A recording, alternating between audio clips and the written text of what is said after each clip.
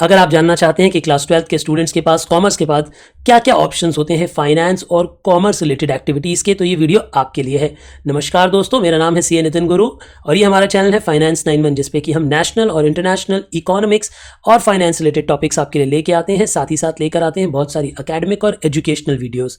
तो इस चैनल को ज़रूर सब्सक्राइब करें, वीडियो को लाइक करें, नोटिफिकेशंस पाने के लिए बेल आइकन ज़रूर प्रेस करें ताकि हमारी नेक्स्ट वीडियोस आप तक पहुंच सकें। आइए अब हम बात करते हैं इस वीडियो में क्लास 12th के उन स्टूडेंट्स से जिनके रिजल्ट्स आने वाले हैं या जो स्टूडेंट्स अभी क्लास 12th में हैं और अपने करियर को लेकर, अपने करियर प्लान्स को लेकर परेशान हैं। इस वीडियो में हम बात करेंगे कि उनके पास क्या क्या ऑप्शन हैं जो कि वो कोर कॉमर्स की फील्ड में या कोर्स फाइनेंस की फील्ड में अगर मैं कहूँ रहना चाहते हैं तो वो आगे कैसे बढ़ सकते हैं।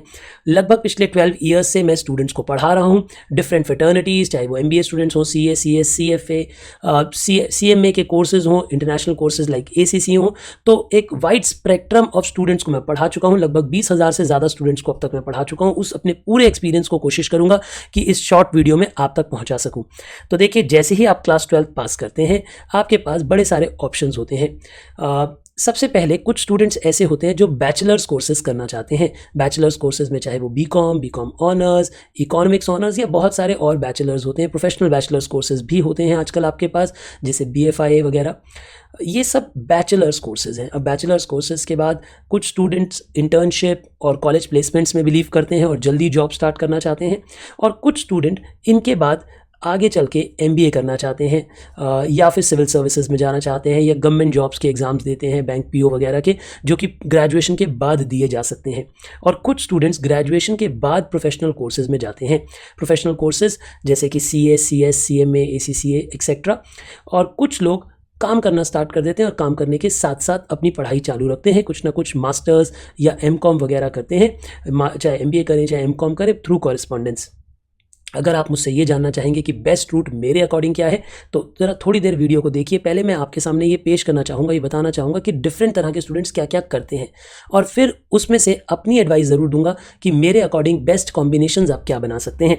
इसी के साथ साथ कुछ स्टूडेंट्स ग्रेजुएशन तो करते हैं, लेकिन ग्रेजुएशन उनके लिए सेकेंडरी इंपॉर्टेंस रहती है और वो साथ साथ कोई ना कोई प्रोफेशनल कोर्स स्टार्ट कर लेते हैं। जैसे कोर कॉमर्स का कोर्स है CA, चार्टर्ड अकाउंटेंट्स जो होते हैं वो ऑडिटिंग करते हैं, taxation related matters, accounting related matters में एक्सपर्ट्स होते हैं।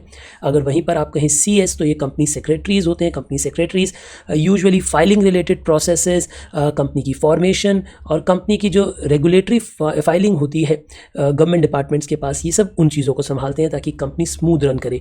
CMA जो होते हैं वो कॉस्ट अकाउंटेंट्स होते हैं। उनका काम होता है प्रोडक्ट की कॉस्ट निकालना, वेरिएंसेस निकालना, वेरिएंसेस को कंट्रोल करना। बेसिकली जो प्रोडक्शन बेस्ड कंपनीज होती हैं, बड़ी प्रोडक्शन बेस्ड कंपनीज होती हैं, वो CMAs को यूज़ करके अपनी कॉस्ट को रिड्यूस करने की कोशिश करते हैं ताकि उनका प्रॉफिट मार्जिन बढ़े। वहीं पर ACCA जो है, ACCA एक तरीके से मैं ऐसा कहना चाहूँगा कि वो इंटरनेशनल CA की डिग्री है। जैसे CA इंडिया में अगर आप चार्टर्ड अकाउंटेंट हैं तो आप ऑडिट कर सकते हैं, और खाली चार्टर्ड अकाउंटेंट्स ही फाइनेंशियल ऑडिट्स कर सकते हैं, जबकि बाकी सारे काम, अगर मैं कहूँ टैक्सेशन रिलेटेड काम या फिर अगर मैं कहूँ कि बेसिक जो अकाउंटिंग रिलेटेड काम है वो कोई भी कर सकता है। उसके लिए कोई स्पेसिफिक आपको एजुकेशनल रिक्वायरमेंट नहीं होती, लेकिन ऑडिट के लिए इंडिया में CA की रिक्वायरमेंट है। वैसे ही काफ़ी सारी कंट्रीज़ में, लगभग 100+ कंट्रीज़ में ACCA रिकॉग्नाइज्ड है, और यानी ACCA जो क्वालिफाइड लोग हैं उन्हें उन कंट्रीज़ में CA के बराबर का पोजीशन दिया जाता है। इंडिया में भी ACCA की डिमांड बढ़ रही है, लेकिन ACCAs जो इंडिया में पढ़ते हैं, आप ये कह सकते हैं कि वो अकाउंटिंग, टैक्सेशन प्लस या फॉरेन रिलेटेड कंपनीज़ के लिए काम करते हैं, क्योंकि इंडिया में ऑडिटिंग राइट अभी भी सिर्फ CA के पास है। इसी के साथ साथ बहुत सारी सर्टिफिकेशंस और क्वालिफिकेशंस होती हैं, जैसे CFA, ये कोर इन्वेस्टमेंट बैंकिंग और इन्वेस्टमेंट रिलेटेड प्रोफाइल होती है। जैसे CFP आती है, जैसे CMA USA का आता है, CPA USA। अब CPA USA भी लगभग वैसा ही कोर्स है जैसा कि CA का कोर्स इंडिया का है, वैसा ही CPA USA, but CPA USA जो है वो ग्रेजुएशन के बाद आप दे सकते हैं। ऐसे ही जो CFA का कोर्स है वो आप ग्रेजुएशन के फाइनल ईयर में स्टार्ट कर सकते हैं। साथ ही साथ FRM के कोर्सेज़ हैं, एक्चुरियल्स के कोर्सेज़ हैं। ये सब core commerce, course finance related courses हैं। क्योंकि फाइनेंस मेरी स्पेशलाइजेशन है, इसीलिए मैंने कोशिश की है कि इस वीडियो में मैं आपसे उन सभी ऑप्शंस के बारे में थोड़ा थोड़ा सा डिस्कस करूं जो फाइनेंस रिलेटेड हैं। मैं जानता हूं कि इतने छोटे से डिस्कशन से आपको इन कोर्सेज के बारे में सारा ज्ञान नहीं मिल सकता, तो मैं पूरी कोशिश करूंगा कि जो जो आप कॉमेंट बॉक्स में लिखेंगे, जिन कोर्सेज के बारे में आपको नॉलेज चाहिए, तो आप मुझे बताएं। मैं चाहूँगा कि मैं उनके लिए स्पेसिफिक वीडियोज़ बनाऊँ अलग अलग कोर्सेज के लिए, ताकि हर कोर्स की मैं इन डेप्थ डिस्कशन कर सकूँ कि उसमें ड्यूरेशन कितनी लगती है, फीस कितनी लगती है, कितना कितना समय लगता है, क्या क्या सब्जेक्ट्स होते हैं, क्या क्या अपॉर्चुनिटीज़ हैं, एवरेज पैकेजेस कहाँ हैं और किस पार्ट ऑफ द वर्ल्ड में उनकी सबसे ज़्यादा रिक्वायरमेंट पाई जाती है।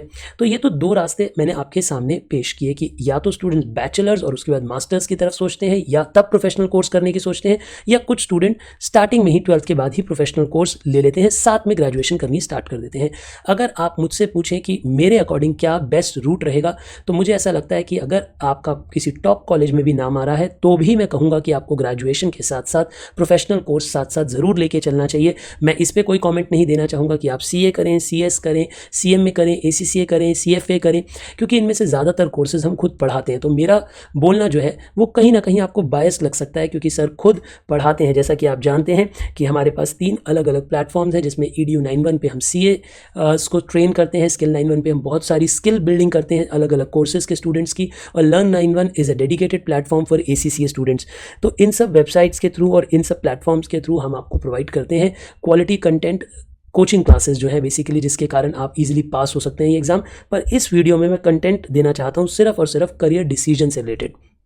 देखिए, मैं ऐसा मानता हूँ कि ये वर्ल्ड जो है अब धीरे धीरे करके आपकी एज में, मैं ऑनेस्टली बोलना चाहूँगा, हमारी टाइम पे जब हमने पढ़ाई करी आज से 18-19 साल पहले, जब क्लास 12 पास करी, उस टाइम पे ज़माना कुछ और था और अब का ज़माना कुछ और है। अब जो ज़माना है बहुत बहुत ज़्यादा कॉम्पिटिटिव है। आजकल हम स्टूडेंट्स को देखते हैं, आप हैरान रह जाएंगे इस बात से कि हमारे पास स्टूडेंट्स हैं जो क्लास 11th में ACCA कर रहे हैं, यानी कि जब तक वो क्लास 12th पास होंगे तब तक आप ये मान के चलिए कि वो अपना ACCA का 3 लेवल्स में से 1 लेवल क्लियर कर चुके होंगे होपफुली।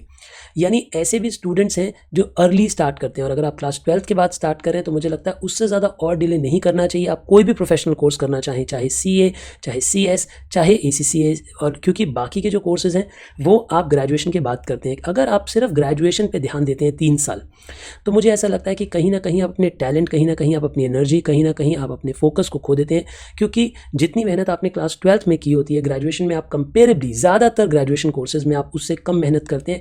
और कहीं ना कहीं इनफैक्ट जो स्टूडेंट्स ऐसे पढ़ रहे हो, इस वीडियो को देख रहे हो, जिन्होंने ऑलरेडी ग्रेजुएशन कर ली है, वो ज़रूर कमेंट बॉक्स में लिखकर बताइएगा, अपने जूनियर्स को बताइएगा कि क्या आपको ऐसा लगता है कि नहीं लगता कि सिर्फ ग्रेजुएशन करके आपने अपनी कहीं ना कहीं एनर्जी गंवाई है।